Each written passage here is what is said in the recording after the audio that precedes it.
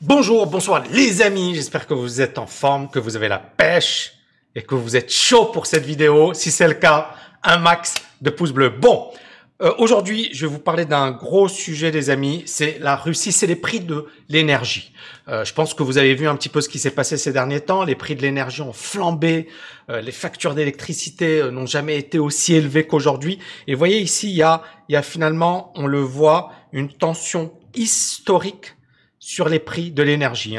Ici, c'est la crise financière de 2007-2008. Et là, vous avez les prix de l'énergie et les prix de l'énergie sont au-dessus, largement au-dessus des prix de 2007-2008 qui étaient les plus hauts niveaux historiques. Vous voyez, ensuite, on a eu effectivement une longue période d'accalmie avec des prix de l'énergie qui avaient fortement chuté. Et là, comme par hasard, ça monte. Et l'explication, vous voyez ici, en vert, c'est les prix du gaz. Or, le gaz, le plus gros producteur mondial et le plus gros fournisseur de l'Europe, c'est la Russie. Aujourd'hui, les États-Unis accusent la Russie d'être derrière tout ça. Qu'en est-il vraiment? Et est-ce qu'on peut effectivement accuser la Russie d'être derrière finalement cette forte hausse? Donc ici, il s'agit de la pire crise énergétique que l'Europe ait jamais connue depuis des décennies. Et elle pourrait s'éterniser dans les mois d'hiver. C'est-à-dire que là, on est à peine au mois de septembre et les prix sont déjà au plus haut niveau. C'est des niveaux records. Que va-t-il se passer lorsque l'hiver sera là? La Russie ne peut pas augmenter ses livraisons jusqu'au mois de novembre, au moins jusqu'au mois de novembre.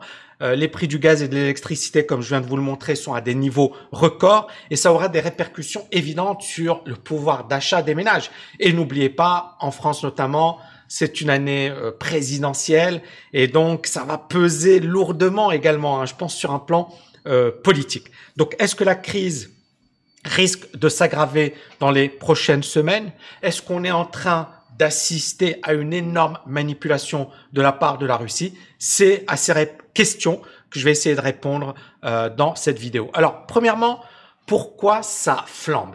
Pourquoi le gaz flambe? Pourquoi l'électricité flambe? Tout d'abord, il y a ce principe simple en économie, c'est l'offre et la demande. Or, ici, clairement, la demande est supérieure à l'offre.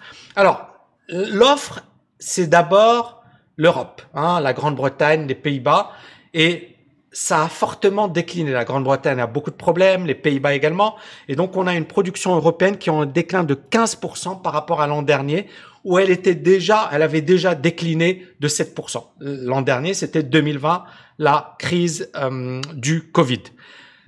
La Russie. Est-ce que la Russie le fait exprès? Et c'est ça, voilà, le gros débat, c'est autour de la Russie.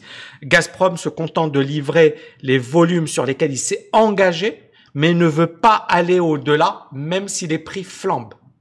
Et donc, beaucoup disent la Russie le fait exprès. Pourquoi? Parce que derrière, il y a effectivement des intérêts économiques, etc. J'y reviendrai juste après. La Russie, faut le savoir, joue un rôle important dans l'approvisionnement de l'Europe. Et Gazprom, le géant russe, détient le monopole des exportations par gazoduc vers l'Union européenne. Il assure plus du tiers de la demande. Et cette domination de la Russie ne fait que croître. L'Union européenne, comme on le sait, réduit progressivement sa dépendance à l'égard des combustibles fossiles, des énergies aujourd'hui renouvelables. On veut en faire la principale source d'électricité de l'Union pour la première fois en 2020. Mais le problème, c'est que c'est une transition et voilà, on ne s'attendait pas à ça. Et vous voyez encore une fois la difficulté de cette transition vers les énergies renouvelables. Ça va pas être aussi simple que ça. Le gaz naturel et le charbon fournissent toujours plus de 35% de la production totale de l'Union européenne et le gaz représente plus d'un cinquième. Donc on a toujours cette dépendance à l'égard des énergies fossiles. La consommation également, elle varie d'un pays à l'autre. Par exemple, en Suède, en France, au Luxembourg, c'est marginal. Par contre, ça représente plus de 60% de la production totale aux Pays-Bas, en Pologne, à Malte et à Chypre. Donc on voit que c'est pas la même chose selon le pays. Le charbon, on sait que c'est le combustible le plus polluant au monde. Eh bien, ce charbon, il est de plus en plus éliminé. Et on va avoir recours au gaz naturel. Pourquoi? Parce que le gaz naturel, il est moins polluant et c'est une ressource de transition. Et vous comprenez un petit peu pourquoi la demande pour le gaz a explosé. Parce que justement, on est en phase de transition. On veut également des énergies beaucoup plus propres. On considère que le gaz est plus propre que le charbon. Le charbon pollue énormément, mais derrière, effectivement, on n'a pas pris en compte cette transition. Et les raisons données par The Economist pour cette flambée des prix de l'énergie, c'est effectivement le fait qu'il n'y ait pas assez de gaz naturel. Donc la demande est trop importante par rapport à l'offre, mais également les énergies renouvelables, il n'y a pas assez de vent et donc effectivement, ça ne marche pas assez bien. Est-ce qu'il y a une manipulation de la part de la Russie? Pour les États-Unis, oui. Vous avez la ministre américaine de l'énergie, Jennifer Granholm, qui met en garde contre une manipulation des prix du gaz.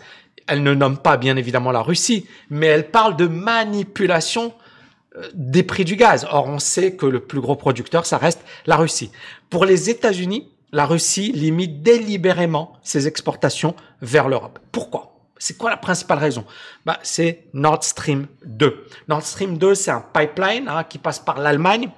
L'Allemagne n'a pas encore donné son feu vert. Les États-Unis sont contre. Regardez là.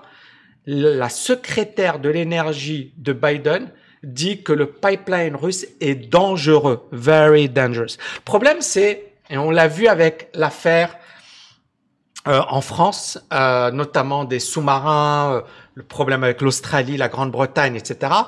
C'est pourquoi les États-Unis donnent leur avis sur l'Europe. Parce que là, c'est ça. C'est les États-Unis qui disent sanctions. Et pourquoi? Et là, vous avez, on va revenir sur cet article parce qu'il est énorme.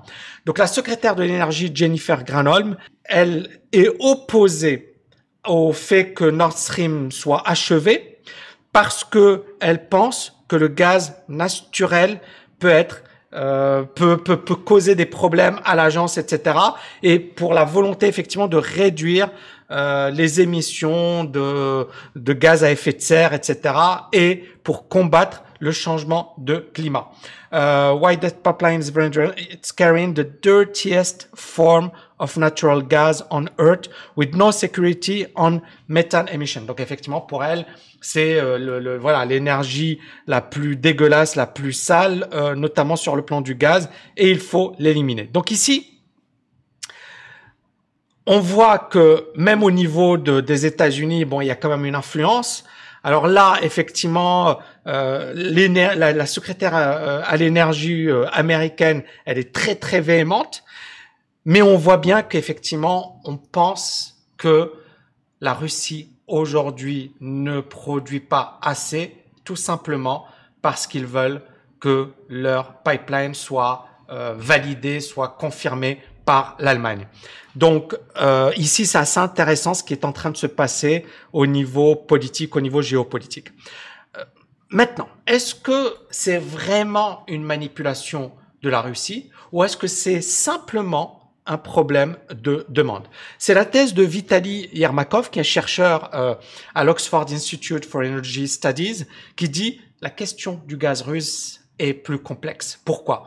Parce que tout d'abord, la Russie, elle dispose de capacités de production inutilisées car les volumes commercialisés cette année, pas certains, qu'on puisse dire que la Russie ne veuille pas produire plus. Pourquoi?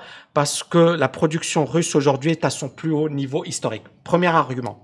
Deuxième argument, les stockages de gaz en Russie sont très faibles aujourd'hui. Et la Russie va d'abord privilégier la Russie. Troisièmement, la Russie a augmenté ses exportations vers d'autres pays comme la Turquie, la Chine, etc. Et donc, pour Vitaly, la Russie ne peut pas à elle seule répondre à des pics de consommation en Europe.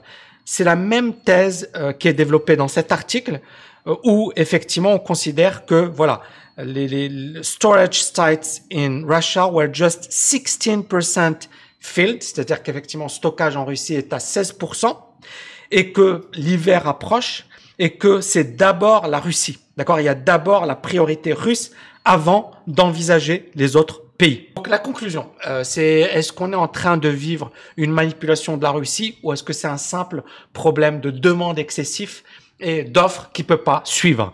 Moi, à mon avis, c'est avant tout. Maintenant, bien évidemment qu'il y a probablement des raisons politiques, géopolitiques, etc. et même des intérêts économiques, clairement. Mais je ne pense pas qu'il y ait que ça. Parce qu'on a vu qu'il y avait plusieurs raisons et notamment le fait qu'en Russie, les stocks n'étaient pas assez remplis. Donc, il est tout à fait logique que la Russie privilégie d'abord sa consommation nationale avant d'envisager une exportation. Maintenant, clairement, pour la Russie, ça tombe super bien parce que ça va mettre la pression sur l'Europe pour Nord Stream 2. Pour ceux qui veulent aller plus loin, j'espère que vous avez kiffé cette vidéo. Pour ceux qui veulent aller plus loin, Tami.net/LFA, c'est une masterclass, c'est notre meilleur programme sur la liberté financière. Les portes vont bientôt fermer. Je vais bien évidemment donner une conférence dans pas longtemps, mais voilà, si vous voulez rejoindre ce programme, c'est maintenant que ça se passe. J'espère que vous avez kiffé et je vous dis à bientôt. Ciao, ciao, ciao.